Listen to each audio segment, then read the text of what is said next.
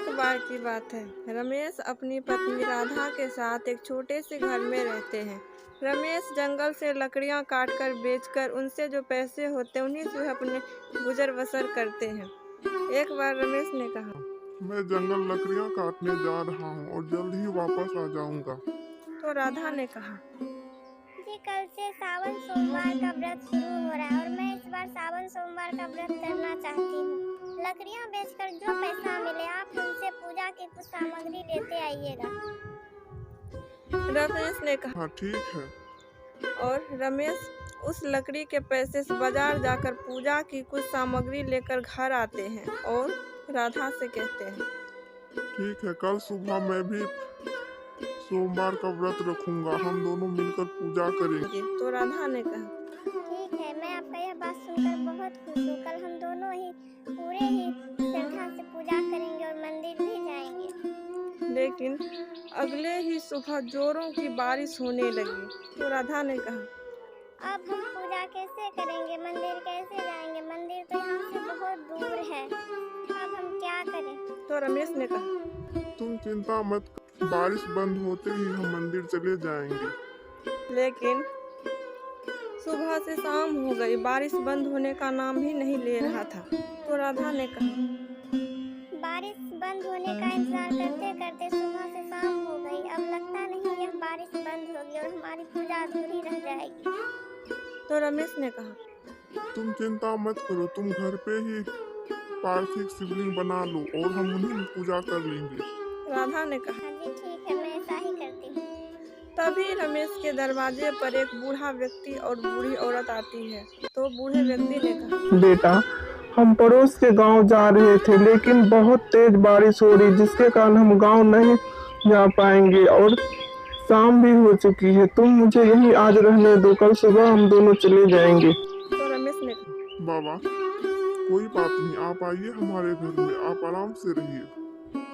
उधर राधा और रमेश दोनों ही शिवलिंग के पास पूजा करने बैठ जाते हैं। साथ ही वह बूढ़ा व्यक्ति और बूढ़ी औरत भी बैठती है। तभी बूढ़ा व्यक्ति कहता है, बेटा, मुझे बहुत भूख लगी है, मुझे कुछ खाने के लिए दे दो बेटा, मैंने सुबह से कुछ नहीं खाया है। तो रमेश ने कहा, बाबा अभी हमारे पास तो कुछ नहीं है, बस यह फल है जो मैंने चढ़ाने के लिए लाया था, लेकिन आप यह खाकर अपनी भूख शांत कर लीजिए।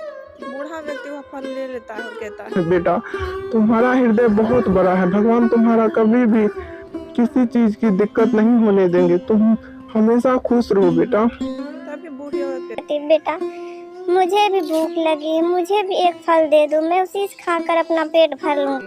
तो राधा ने कहा, बूढ़ी माई, अब यह आखिरी सेब बचा, आप इसे खाकर अपनी भूख मिटा लीजिए। और वे दोनों फल खा लेते हैं। और तभी बाद में बूढ़ा व्यक्ति कहता है, बेटा, तुमने हमारी भूख मिटा दी, हमें रहने के लिए घर दिया, बस हमें सोने का भी एक जगह दे दो और अगले ही सोम हम दोनों चले जाएंगे। तो रमेश ने कहा, बाबा हमारे पास एक ही बिछावन है, आप इसी पे सो जाइए, हम दोनों बाहर दरवाजे के पास ही बैठकर रात गुजार लेंगे।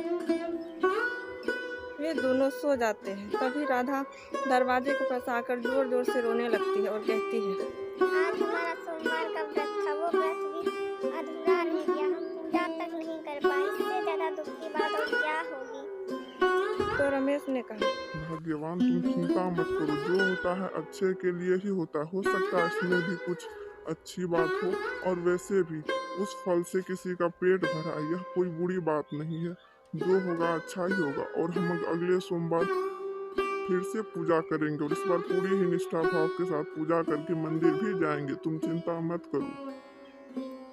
अगले ही सुबह वे दोनों अपने कमरे में जाते हैं तो देखते हैं कि वह बूढ़ा व्यक्ति और बूढ़ी औरत कमरे में नहीं है और चारों तरफ सोने का भंडार है, सोने का मटका है।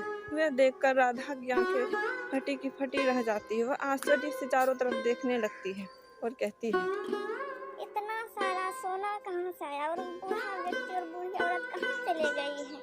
यह सोना अचानक से इतना सारा हमें कैसे मिल गया?